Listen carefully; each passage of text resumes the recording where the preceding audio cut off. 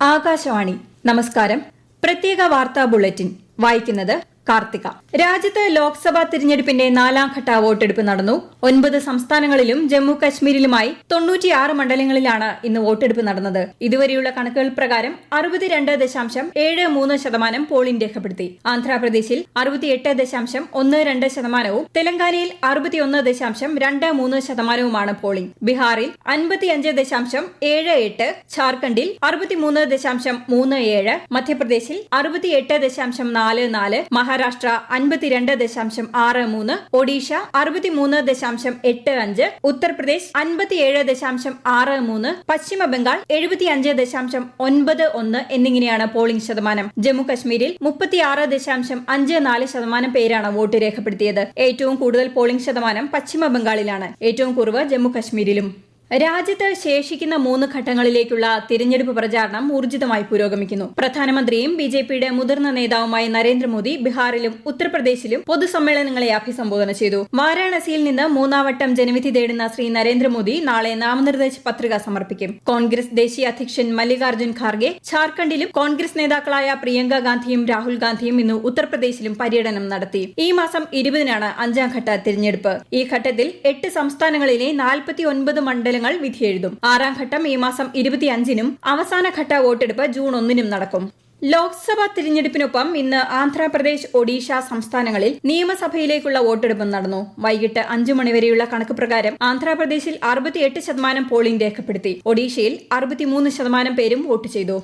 ചാബഹാറിലെ ഷാഹിദ് ബെഹേഷ്തി തുറമുഖത്തിന്റെ നടത്തിപ്പിനായുള്ള ദീർഘകാല കരാറിൽ ഇന്ത്യയും ഇറാനും ഒപ്പുവച്ചു. ഇന്ത്യ പോർട്സ് ഗ്ലോബൽ ലിമിറ്റഡും ഇറാനിലെ പോർട്ട് ആൻഡ് മാരിടൈം ഓർഗനൈസേഷനും തമ്മിലുള്ള കരാറിൽ ഒപ്പുവയ്ക്കുന്നതിന് കേന്ദ്രമന്ത്രി സർബാനന്ദ സോനോവാൾ സാക്ഷ്യം വഹിച്ചു. 10 വർഷം കാലാവധിയുള്ള കരാറിലൂടെ ചാബഹാറിൽ ഇന്ത്യയുടെ ദീർഘകാല ഇടപെടലിന് അടിത്തറ പാകിയതായി ശ്രീ സോനോവാൾ ചടങ്ങിൽ പറഞ്ഞു.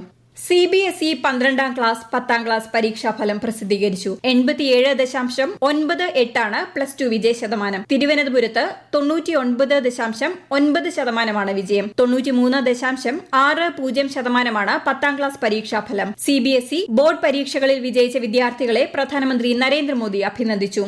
സംസ്ഥാന സ്കൂൾ പ്രവേശനോത്സവം മുഖ്യമന്ത്രി പിണറായി വിജയൻ ജൂൺ 3-ന് Ernakulam Elamakkara government higher secondary സ്കൂളിൽ ഉദ്ഘാടനം ചെയ്യും. സ്കൂൾ തുറക്കുന്നതുമായി ബന്ധപ്പെട്ട മുന്നൊരുക്കങ്ങൾ വിലയിരുത്താൻ മന്ത്രി വി ശിവൻകുട്ടിയുടെ നേതൃത്വത്തിൽ യോഗം ചേർന്നു. പഠന നിലവാരം ഉയർത്തുന്നതുമായി ബന്ധപ്പെട്ട് ഈ മാസം 28-ന് തിരുവനന്തപുരത്ത് വിദ്യാഭ്യാസ കോൺക്ലേവ് സംഘടിപ്പിക്കുമെന്ന് മന്ത്രി അറിയിച്ചു.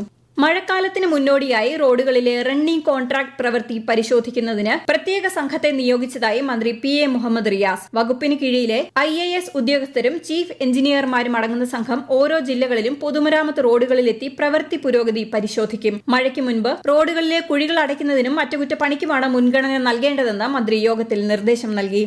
മലപ്പുറം ജില്ലയിൽ ജനുവരി മുതൽ ഇതുവരെ 4000 പേർക്ക് മഞ്ഞപ്പിത്തം ബാധിച്ചതായി മലപ്പുറം DMO. ഇതുവരെ 8 മരണം സ്ഥിരീകരിച്ചു. നിലവിൽ 600ഓളം രോഗികളാണുള്ളത്. മഞ്ഞപ്പിത്തം റിപ്പോർട്ട് ചെയ്ത സാഹചര്യത്തിൽ അതീവ ജാഗ്രത പാലിക്കണമെന്ന് ആരോഗ്യവകുപ്പ് മുന്നറിയിപ്പ് നൽകി. പത്തനംതിട്ട നിരണം സർക്കാർ താറാവ് വളർത്തൽ കേന്ദ്രത്തിലെ പക്ഷിപ്പനി സാഹചര്യം നിയന്ത്രണ വിധേയമെന്ന് മന്ത്രി J. ചിഞ്ചുറാണി. അസാധാരണമായ വിധത്തിൽ വളർത്തുപക്ഷികളുടെയോ ദേശാടന പക്ഷികളുടെയോ മരണം ശ്രദ്ധയിൽപ്പെട്ടാൽ മൃഗസംരക്ഷണ വകുപ്പിനെ അറിയിക്കണമെന്നും മന്ത്രി അറിയിച്ചു. കണ്ണൂർ വിഷ്ണുപ്രിയ കൊലക്കേസിൽ വിധി പ്രസ്താവിച്ചു. പ്രതി ശ്യാംജിത്തിന് ജീവപര്യന്തവും 10 വർഷം തടവും 2,25,000 രൂപ പിഴയുമാണ് ശിക്ഷ വിധിച്ചത്. തലശ്ശേരി അഡീഷണൽ ജില്ലാ സെഷൻസ് കോടതിയാണ് വിധി പ്രസ്താവിച്ചത്. 2022 ഒക്ടോബർ 22-നാണ് കേസിന് ആസ്പദമായ സംഭവം നടന്നത്. കഴിഞ്ഞ ദിവസം മൂവാറ്റുപുഴയിൽ 8 പേരെ കടിച്ച വളർത്തുനായ്ക്ക് പേവിഷബാധ സ്ഥിരീകരിച്ചു. ആക്രമണമുണ്ടായ സ്ഥലങ്ങളിലെ വളർത്തുനായ്ക്കും തെരുവ് നായകൾക്കും വാക്സിനേഷൻ നൽകുന്നതും അധികൃതരുടെ പരിഗണനയിലുണ്ട്. പ്രത്യേക വാർത്താ ബുള്ളറ്റിൻ കഴിഞ്ഞു. അടുത്ത വാർത്താ പ്രക്ഷേപണം നാളെ രാവിലെ 6:45-ന്.